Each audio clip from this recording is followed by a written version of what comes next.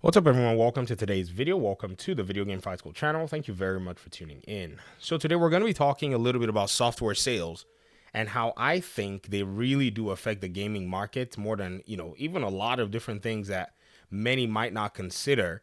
And the reason this is actually a big deal is because the conversation, continues to go on as to, the sales of, different consoles, exclusivity. Like now there are rumors that Xbox is going to be taking Hi-Fi Rush to the Nintendo Switch, and some people are against it. According to them, they said many of them are saying it means that Xbox does not prioritize their brand and all of this stuff. But I wanted to go ahead and highlight this because at the end of the day, many of these folk will want to bury their heads and pretend that software sales are not as important. Oh, sorry, they're not more important or more impactful than hardware sales at the end. Now, why would I even say this? Well, because the data, the evidence, and the reality do show that this is actually the case. So when you look at the PC ecosystem compared to the Xbox and the PlayStation and the Switch, you'll notice that right behind mobile gaming, PC is the second largest, in the industry. This is a fact, right? And so when you kind of take this into account, you realize that it was imperative that if PlayStation wanted to sell more in regard to say their software, they had to actually move and find another place where they can deploy these hardware sales. It's not necessarily, a big deal when it comes to actually putting two and two together, because PlayStation basically not only deployed their games to, the PC platform, they actually established a whole separate publishing firm. And so PlayStation is not just a console publisher, they are also a PC publisher. Does this make sense? Let me explain again. Let me go ahead and iterate it because I think this is going to be very important. So let's go look at a game like God of War, right? Its developer is listed as Santa Monica and its publisher is PlayStation PC LLC, PlayStation Studios. So software sales literally drove PlayStation to modify its business models in order for them to be able to go ahead and leverage this, hence putting some of their titles already on here. Now, many people have said, why are there other titles? Why are they not coming here? And so on and so forth. Well, they need the money to be able to make the ports, and they need the sales to be able to justify the port. They saw that these games did very well on their platforms, and I think for them, this was basically a test and a proof of concept to see how this was going to go. And they realized that their games, except for The Last of Us Part 1, were overwhelmingly positive with reviews showing that people liked them. The first one actually that went in the PS4 generation was Horizon Zero Dawn. Horizon Zero Dawn went in there to PC. It was rough at launch. The quality was not the best, but PC players were willing to say, okay, this is the first PlayStation. I remember then, all the reviews that said Horizon Zero Dawn was not performing well, everybody was actually pretty lenient with, Horizon Zero Dawn when it first launched at PC. They were like, it's one of those things that really does, that really is them just kind of getting used to the platform and whoever is developing for them. Maybe they just need to do a little bit more work. So software sales has influenced that.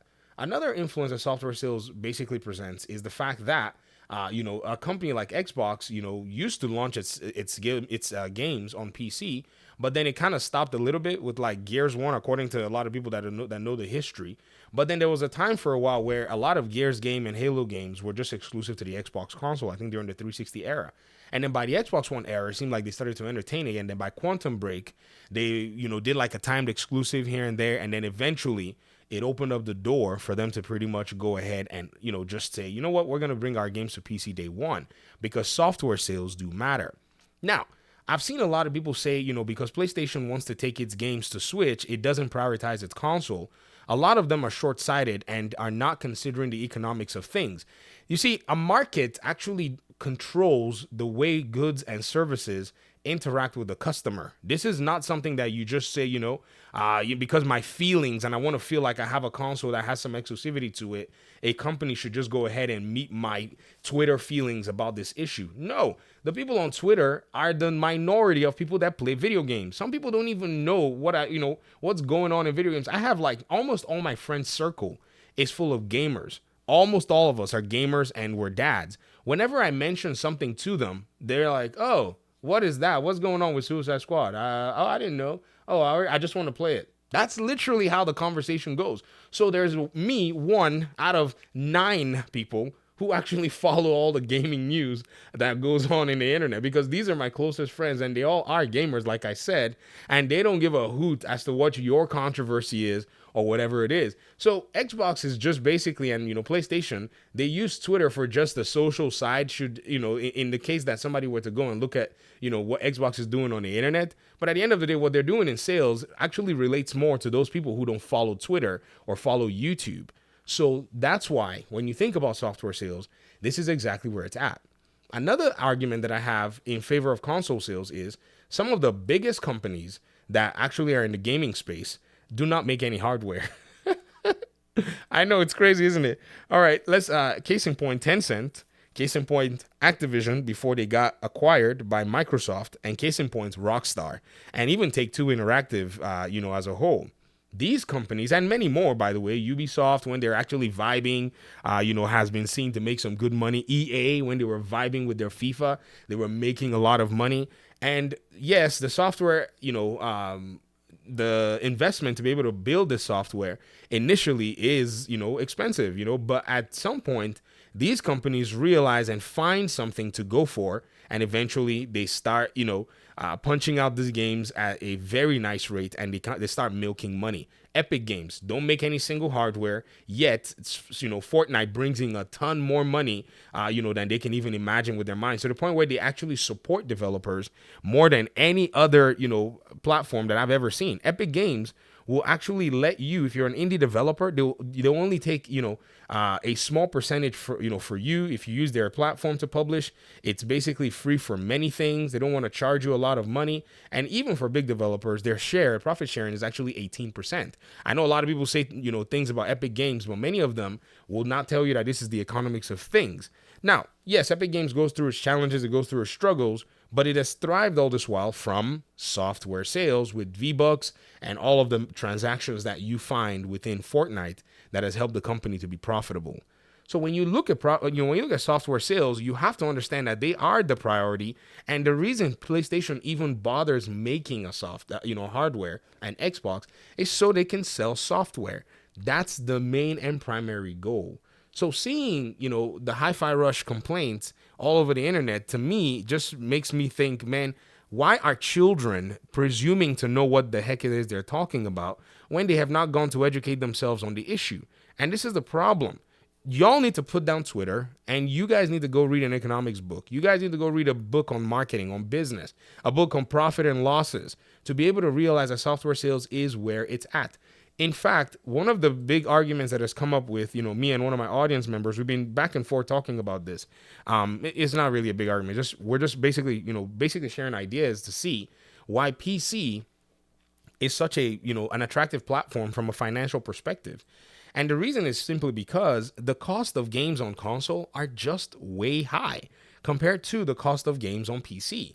So this is Hogwarts Legacy on CD keys. This price has been this way for a long time.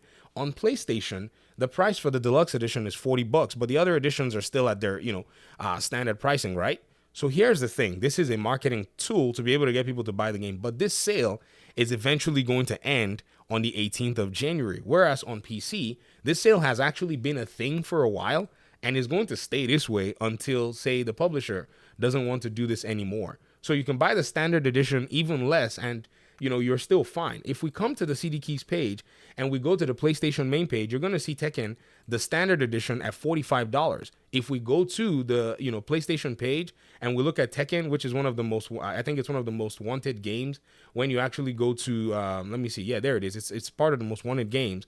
And when you open it up, you're going to see that it is, the edition here is $100 for the deluxe edition. Ultimate is $109. Yet here on CD keys, Ultimate is $81 for that same version. So on average, you're going to be spending $20 more when it comes to you trying to, look at your games. Now, this is very important because software sales, because they have this versatility on PC, software developers are willing to actually do regional balancing as well, because they can sell a bunch of copies on PC that help them. Another thing too is even the OG publishers of their OG games still continue to sell their games here. I've wondered why Arkham and Warner Brothers games have not left, the other digital marketplaces for PC. And I think it's because Warner Brothers still allows for them to keep generating keys to sell this game, because even at $2.99, $8.99, of which the lowest I've seen these games on console is somewhere around $7.99 or $9.99 or $4.99, these software still continue to sell and make money, even though they're drip feeding it from 8, 9, 10-year-old software. They still make money for Warner Brothers. So software sales are insanely perpetual in the long run, not forever, but they will last multiple hardware generations, for the most part. And if people are on PC, they can have access to them and continue to play these games. So again, for those who are complaining about this, saying Xbox doesn't value their brand, they absolutely value their brand because they're thinking forward. It's PlayStation who built its brand on exclusivity to be able to pull people in. That was the reason they did that, so that they could sell you software and services. Now that many of you have built your library on PlayStation, it's easy for them to go ahead and start porting their games to PC with very minimal consequence. You're not going to get mad and dump your PlayStation just yet, but in the next generation, you more than likely would have, because the hardware that the PlayStation is going to deliver to you in the next generation is not going to be as strong as what PC is going to be getting for much less. Because as they're building these console boxes, AMD is going to be charging them a lot of money. Whomever is building it for them is going to be charging them a lot of money. So you have to consider these things when you're looking at software sales, because at the end of the day, this is what drives the gaming market, more than anything else, if you were to actually think about it. So let me hear your thoughts in the comment section. I know I didn't even cover Nintendo much because their hardware is actually, compared to everything else, crap on the market. You can buy a Steam Deck, which is a better hardware. You can emulate your Switch games on there, but for Nintendo, software sales have basically carried them all this while. But another topic for another day. Let me hear your thoughts, like I said, in the comment section. Thanks so much for watching. Peace out.